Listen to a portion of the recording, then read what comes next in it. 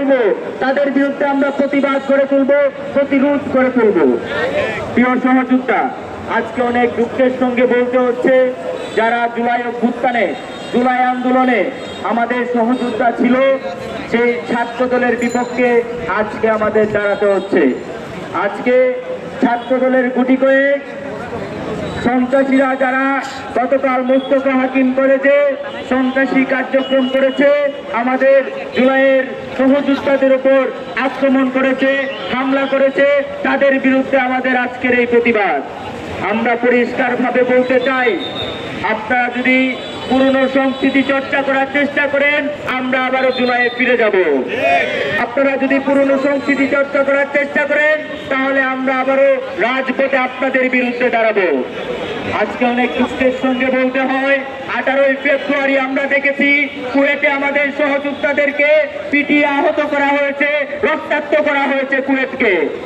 কারা করেছে আপনারা সবই জানেন।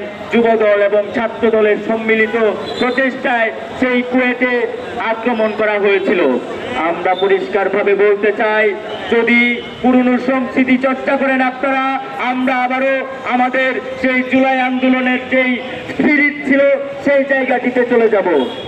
প্রিয় সহযোদ্ধা, আমরা আপনাদের প্রতিপক্ষ নই, আপনারা আমাদের প্রতিপক্ষ নয়।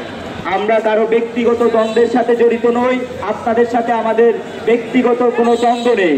আমরা পরিষ্কারভাবে বলতে চাই, আমরা আপনাদের দলের বিরুদ্ধে না, আমরা আপনাদের সন্ত্রাসী কর্মকাণ্ডের বিরুদ্ধে।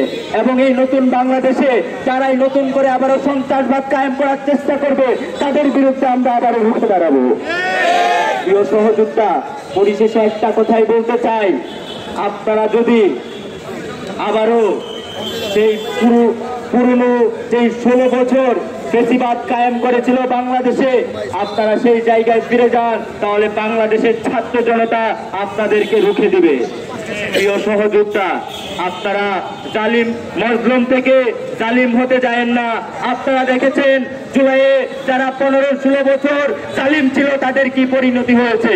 আমরা আপনাদেরকে আহ্বান জানাই, আপনারা ইতিহাস থেকে শিক্ষা নেন, নয়তো বাংলাদেশ থেকে যেই শেখ হাসিনার প্রতিবাদ পালাতে বাধ্য হয়েছে, আপনারাও সেই জায়গাটিতে ফিরে যাবেন।